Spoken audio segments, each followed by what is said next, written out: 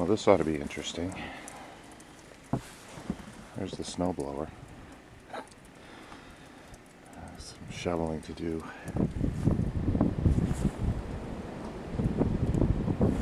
So here we go. More live coverage from Rockin' Ron's house. This is the blizzard of February 8th and 9th of 2013. It took me a half hour just to get the snowblower out of the pile of snow. And this is all I've done. It's Saturday, by the way, and it's about 12:30.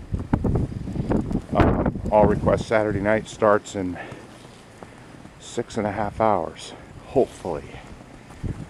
But before I can get to the station, I have to plow the driveway, do the sidewalk, then I have to uncover my car.